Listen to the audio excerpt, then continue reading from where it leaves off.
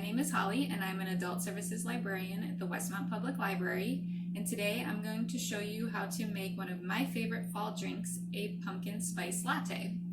So I have my ingredients here, and you can kind of play around with these and make them however you like, but the proportions I'm going to tell you to keep the same. So we are going to use almond milk. I'm going to use almond milk. You can use oat milk, you can use regular milk, you can use whole milk, 2%, whatever you like. We're just going to use 1 cup of that, and then we're going to mix in, depending on how much pumpkin flavor you like, we're going to do 1 to 2 tablespoons of pumpkin puree. So I'm actually going to do 2 tablespoons because I really like the pumpkin flavor.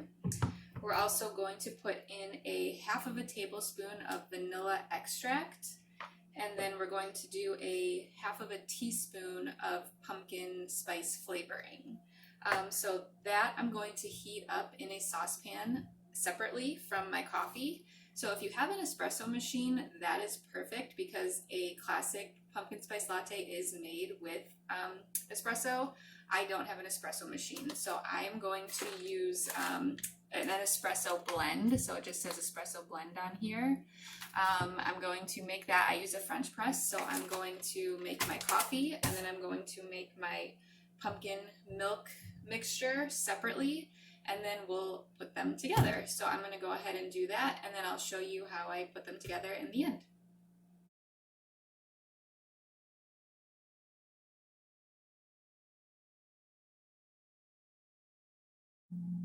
Okay, so I made my coffee and I made the pumpkin milk mixture, and you can see that it has a little bit, I don't want to tilt it too much, it has a little bit of an orange tint. I can really smell the pumpkin spice. It smells really good. Can't wait to try this.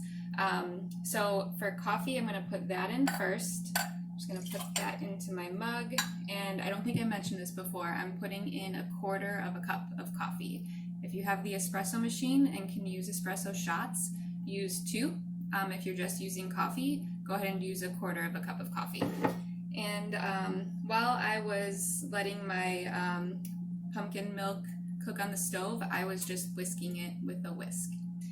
And then I'm just going to pour that into my mug as well. And sadly, I am not a barista. I don't have any fancy barista pouring skills. Can't make a little heart or anything, but that's really all it is. You have the pumpkin mixture, and then you have the coffee or the espresso, and then you can make your own pumpkin spice latte at home. So I'm going to enjoy this, and I hope you make it as well, and I hope you enjoy it, and I hope you enjoyed this video. And if you did, please make sure to subscribe below. I will make sure to have the ingredients and the instructions in the description of this video as well, so you can make this at home.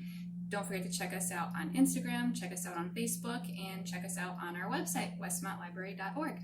Thanks, and I'll see you next time.